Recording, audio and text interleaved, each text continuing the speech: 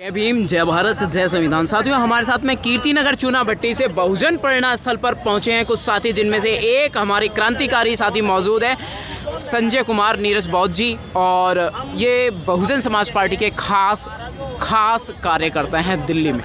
जी sir, क्या मान्यवर साहिब कांशीराम जी के जन्म दिवस पर क्या संदेश देना चाहेंगे अपने समाज को?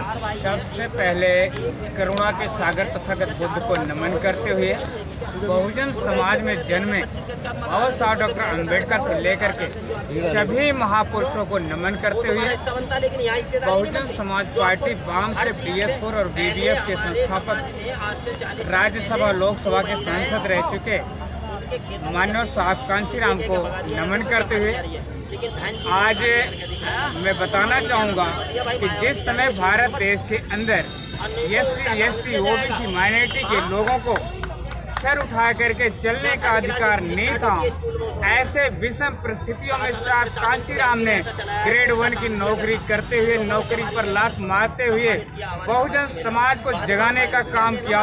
और साहब कांशीराम गली कुछ गांव-गांव जा करके बहुजन समाज को तैयार किया।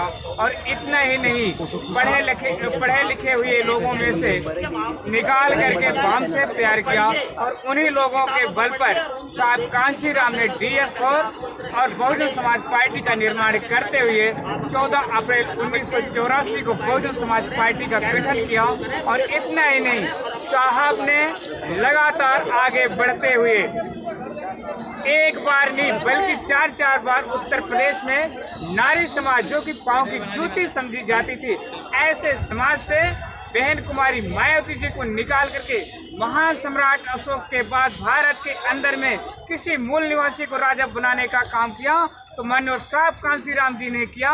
अन्यथा नारी समाज को इसी भारत देश के अंदर मनवादी सोच के लोगों ने पांव की जूती बना करके रख दिया था।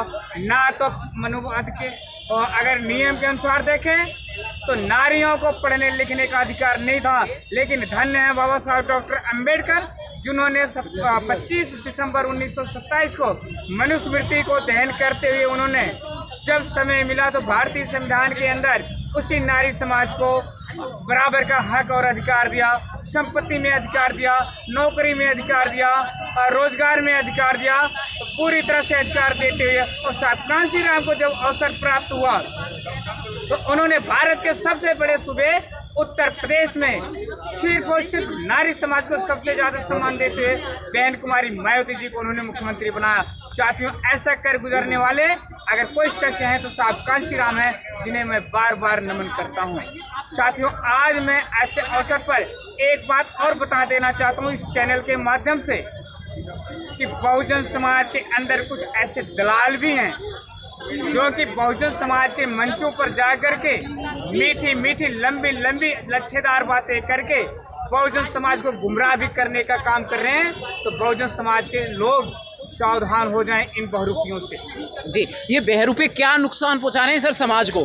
बहरूपी नुकसान साहब ये पहुंचा रहे हैं कि हमारे समाज को मीठी मीठी बातें करके उन्हें अपनी तरफ आकर्षित करते हैं और हमारा समाज उनके पीछे खड़ा हो जाता है। जब उनके पीछे खड़े हुए लोग दिखते हैं तो मनवादी लोग उन्हें खरीदते हैं, उनकी अच्छी खासी कीमत लगती है और हमारा बहुजन समाज मुंह देखता रह जाता है। एक तरफ तो बहुजन समाज पार्टी और बहुजन समाज से वो कतराता है और दूसरी तरफ जाकर के मार खाता है। और ऐसा अभी इसी होली के पर्व पर देखने को मिला है।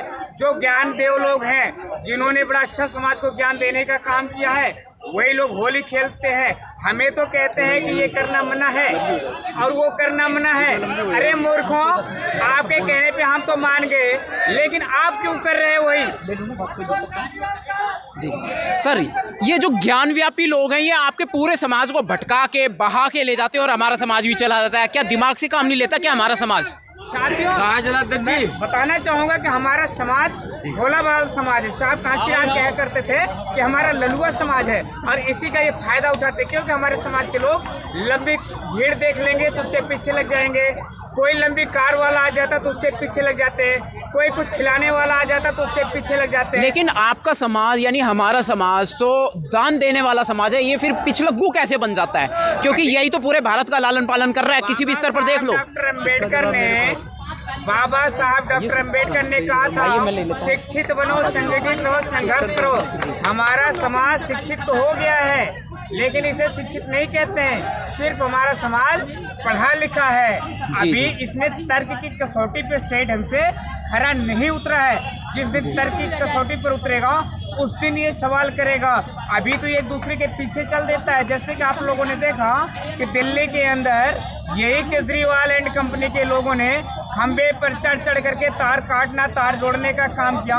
और यही केजरीवाल कहा करता था शीला दीक्षित और मुकेश अंबानी जैसे लोगों को हम जेल के अंदर डालेंगे। लेकिन इसकी तीसरी बार सरकार बनी, इसने उनको तो अंदर नहीं डाला, लेकिन अपने मंत्रियों को अंदर जरूर डाल दिया, क्योंकि दिल्ली में ईमानदार सरकार चल रही है। और ईमानदार सरकार की निशानी है कि उसके एक नहीं 6 कैबिनेट मंत्री जेल की हवा खा चुके हैं। और इसी पे मैं बताना चाहूँगा कि जब उत्तर प्रदेश के अंदर 4 बार हमारी सरकार थी, बहन कुमारी मायावती जी के निर्देशन में चल रही थी, आज तक उन्होंने सिर्फ अपने एक एमपी को घर बुला करके अरेस्ट कराने का काम किया था। और वह भी इसी कारण से नहीं कि वह किसी घोटाले में था, बल्कि कारण ये था कि किसी गरीब का उसने जमीन हड़पने का काम किया था। लेकिन ईमानदार सरकार के जो 6 मंत्री गए हैं, ये किसी ना किसी रिश्वतखोरी में गए हैं या संगीन मामले में गए हैं। जैसे कि मनीष सिसोदिया जी थे शिक्षा मंत्री, लेकिन उन पर लगा आरोप शराब घोटाले का।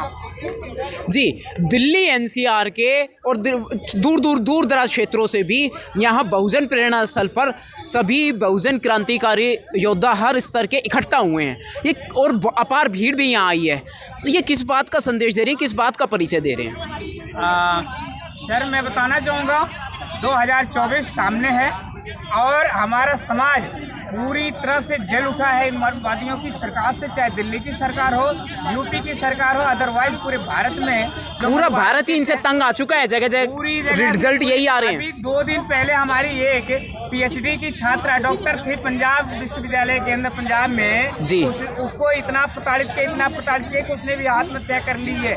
साथियों, कहीं भी नहीं बचा। सर, आपकी जानकारी के लिए बता दूं कि जनरल कैटेगरी के लिए जब हम लोग मीडिया से लाइव वीडियो पर जनता का हाल जानने के लिए निकलते हैं गली गली, तो रिपोर्ट यही आती है कि सरकार और नेताओं से बहुत खार खा रहे हैं इस वक्त लोग, आम जनता त्रस्तग्रस्त है। बिल्कुल है। ये तो जो मीडिया चैनल है, बहुजन मीडिया है, सोशल मीडिया को ये लोग तो कुछ दिन में चलने भी नहीं देंगे, क्योंकि जो इनकी मीडिया है वो कोई हमारी खबरें दिखाती नहीं है। यहाँ तक कि हम दिन रात काम पर रहते हैं, दिन रात काम कर रहे हैं समाज के बीच में, हमारी कोई खबरें ही नहीं है। और कारण यही है कि जो बड़ी बड़ी टीवी चैनल हैं वो मनवादी खबरें दिखाते हैं, वो तो कथा भागवत दिखाते हैं, हमारे लोगों को आकर्षित करते हैं। और हमारा समाज जो देखता है वही वो करता है। वो तो ये कहता है कि हमारे लोग तो काम ही नहीं करते हैं। लेकिन मैं धन्यवाद करूँगा आप जैसे मीडिया चैनल चलाने वाले लोगों का कि जिनके हाथ में मोबाइल है, जिस परिवार में वहाँ तक हमारी खबरें जा रही हैं। अगर यह आप जैसे लोग नहीं होते तो आज हमारी बातें मीडिया तक नहीं जाती, हमारे लोग नहीं जान पाते। आज तो जरूरत है बहुजन मीडिया को कि एक टीम बना ले और टीम बना करके इतनी जबरदस्त प्रचार प्रसार करें। जी सर, कंटिन्यू। नेताओं को मैं कहना चाहूँगा कि आपका प्रचार प्रसार का साधन टीवी चैनल और न्यूज़पेपर नहीं है, वह सोशल मीडिया है। और सोशल मीडिया से तालमेल करके आप दिन रात काम करें और मीडिया को साथ में लेकर करें। और 2024 जो हमारी तैयारी, जो आपने यहाँ पे भीड़ देखा है अभी ना, ये 2024 की हमारी तैयारी है। जी ईवीएम के विषय में कुछ कहेंगे सर? जी, ईवीएम के विषय में बिल्कुल कहूँगा। ईवीएम तो वो चीज़ है जहाँ पे हमारे लोग तो नहीं जानते, लेकिन भारतीय जनता पार्टी के लोग अच्छी तरह से जानते हैं, आरएसएस के लोग। जिस दिन ईवीएम हट जाएगी उस दिन बीजेपी जैसी पार्टियाँ मर जाएंगी, क्योंकि बीजेपी और मनवादी पार्टियों की जान ही ईवीएम में है। और जिस दिन ईवीएम नहीं रहेगा उस दिन मैं 101% की गारंटी देता हूँ कि भारत में किसी सूबे की बात नहीं करता, पूरे देश के अंदर में बहुजन समाज पार्टी की सरकार बनेगी और पूर्ण रूप से संविधान लागू होगा और दबे कुचले SC ST OBC माइनॉरिटी के लोगों को सरकार में भागीदारी निभाने का मौका मिलेगा और जो अधिकार है वो सबको बराबर मिलेगा। जिसकी जितनी संख्या भारी उसकी उतनी हिस्सेदारी, जो मानव साहब कांशीराम ने मतलब जो बहुजनों की जो पॉपुलेशन है वो अपना असर आने वाले टाइम में जरूर दिखाने वाली है। बिल्कुल दिखाएगी साथियों, बिल्कुल दिखाएगी, इसमें दो बात नहीं है। और अंत में मैं एक संदेश और देना चाहूँगा बहुजन समाज को। यदि बहुजन समाज से कोई ज्ञानदेव आपके मंच पर आते हैं, उन्हें बिल्कुल नोट कर लीजिए अपनी निगाहों में। और अगर कहीं वो आडंबर से बधे हुए दिखते हैं तो उनको ऐसे जूते मारिए जिसमें शोल ना हो। जी, हमारे एक साथी, क्रांतिकारी साथी मौजूद हैं, हमारे साथ में खड़े हुए हैं। वो पिछलग्गू जो हमारा समाज बन जाता है उस विषय पर कुछ कहना चाहते हैं। जी सर, प्लीज़ आपके नाम के साथ सर। मेरा नाम देवेंद्र कुमार है। जी बहुत संक्षिप्त में बात करता हूँ। जी जी जैसा कि इन्होंने कहा कि बहुजन समाज, मैं ग्राउंड में कैसे हैं आप? जब काम करता हूँ और रियलिटी देखता हूँ तो जिस बहुजन शब्द को माननीय कांशीराम जी ने यहाँ तक लाए, लेकिन जब मैं ग्राउंड में देखता हूँ तो सीढ़ी नुमा कुचक्री जाति व्यवस्था से पीड़ित हैं लोग। जी, पूरा समाज, पूरा भारत दूसरे से जाति पूछते हैं। समाज में जब बहुजन में इकट्ठे होते हैं तब भी जाति पूछते हैं। मुझसे एक ने किसी ने पूछा कि तुम्हारी जाति क्या है। जी जी जी, मेरे तन बदन में आग लग गई कि बेवकूफ, जब बहुजन शब्द सामने आ गया है, हाँ। अब मेरी जाति पूछ रहा है, तुझे शर्म नहीं आती? तेरे नाले थे तेरी जिंदगी में। मैंने कहा मेरी जाति भीम ही मेरी जाति है। क्या बात है। और भीम ही मेरा गोत्र है। जी जी तेरी हिम्मत कैसे हुई मेरी जाति पूछने की? जी, लेकिन ये तो बहुजन पूरे समाज का सच, ये तो अपना सच हो गया, लेकिन पूरे भारत में ये बीमारी है। भारत ही पूरी दुनिया में एक ऐसा देश है जहाँ जात पात की बीमारी है। में जो बीमारी है, मैं दूसरों की बात नहीं करूंगा, मैं सिर्फ बहुजन की बात करूंगा, SC ST OBC की बात करूंगा। SC ST OBC के लोग कुचक्री जाति के बंधन में ऐसे बंधे हुए हैं। इनको जब कहा जाए कि हमको जाति मुक्त होना है, हमें जातियों से मुक्त होना है, हमें बहुजन समाज बनना है, कैसे बनना है? आपस में पूछते हैं, अच्छा कौन से जिले से हो, अच्छा कौन से जाति के हो। जब मैंने कह दिया कि मैं बहुजन हूँ तो क्या इससे शांति नहीं मिलती? जी जी बिल्कुल। तो मैं कहता हूँ कि मेरी जाति भीम है, मेरा गोत्र भी भीम है। बिल्कुल ये जी। जाति और भीम गोत्र बनते कैसे हैं? किसी महापुरुष से गोत्र बना है, किसी महापुरुष से जाति बनी है। तो बाबा साहब से बड़ा कोई महापुरुष है हमारे सामने? हम बहुजन लोग अब ये कह ही दें, कम से कम शेड्यूल कास्ट कहे जाने वाले लोग, शेड्यूल ट्राइब कहे जाने वाले लोग ये तो कह ही दें कि मेरी जाति आज से भीम है, मेरा गोत्र भीम है, और इसी को शादी ब्याह में आगे चलाएं। जी, क्या पूछते हो गोत्र? कौन जाने वो किसका नाम था? सही बात है। कौन जाने वो किसकी जाति थी? कौन जाने? आज मैं कह सकता हूँ कि बाबा साहब भीमराव अंबेडकर के नाम पर वही भीम मेरी जाति है और भीम मेरा गोत्र है। और आगे से मैं बेटा बेटी ब्याहूंगा, जो आदमी कहेगा कि मैं भीम हूँ, भीम ही मेरा गोत्र है, भीम ही मेरी जात है, उसी से शादी ब्याह अपने बच्चों को करूंगा। इतनी हिम्मत किसी में आज तक दिखाई नहीं पड़ती। और कहते हैं हम बहुजन हैं।